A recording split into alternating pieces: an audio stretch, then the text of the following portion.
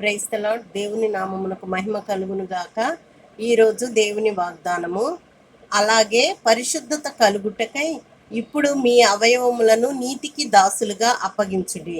రోమీలకు వ్రాసిన పత్రిక 6వ అధ్యాయము 19వ వాక్యము. పరిశుద్ధత కలుగుటకై మీ అవయవములను నీతికి దాసులుగా అప్పగించుడని దేవుడు ఈ దినము ఈ వాగ్దానం ద్వారా మనతో మాట్లాడుచున్నారు. ఆఖరిలో జరిగే ప్రార్థనలో మీరు కూడా ఏకీభవించండి. అబ్రహామును చూచినట్లయితే అతను దేవుని ద్వారా ప్రత్యేకపరచబడెను. అందుకే దేవుడు అతనిని గూర్చి సాక్ష్యం ఇచ్చెనని మనము తెలుసుకున్నాము.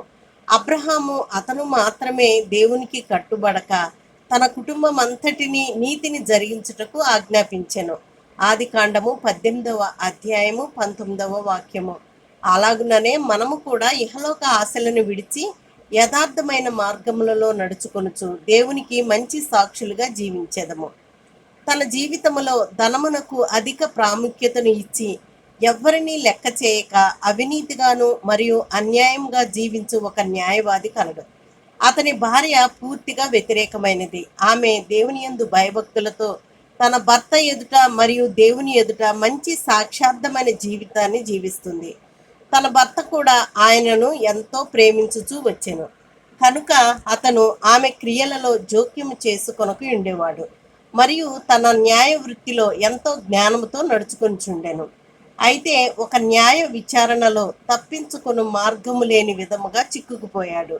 కానీ న్యాయముగా నడుచుకొను ఆ న్యాయాధిపతి అతనిని పిలిచి, ఎందుకు నీ జీవితమును నీవు సంపాదించుకొనిన పేరు ప్రతిష్టను నాశనం చేసుకొనుచున్నావు? నా జీవితములో దేవుడు నన్ను గనపరచలేదా?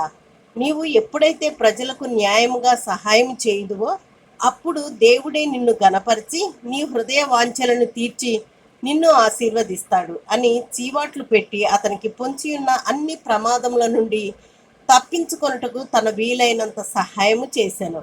తుదకు ఆ అన్యాయస్తుడైన న్యాయవాది తన జీవితమును దేవునికి అర్పించి తన భార్యతో కలిసి దేవుని మార్గములను అనుసరించెను మరియు నీతి న్యాయములను అనుసరించుటకు ప్రభువు ఆశించిన రీతిగా పరిశుద్ధ జీవితమును జీవించుటకు తనను తాను మార్చుకొనెను.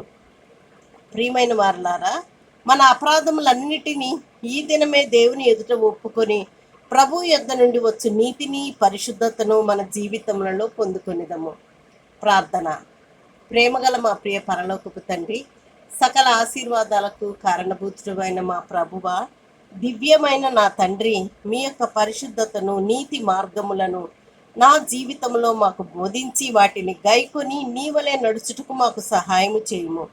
తండ్రి, నీ యొక్క మేలులతో మమ్ములను ఆశీర్వదించుమని పరమ పవిత్రమైన ప్రభు యేసుక్రీస్తు నామములో ప్రార్థించుచు అడిగి వేడుకొని పొందుకుని నాము తండ్రి. ఆమెన్.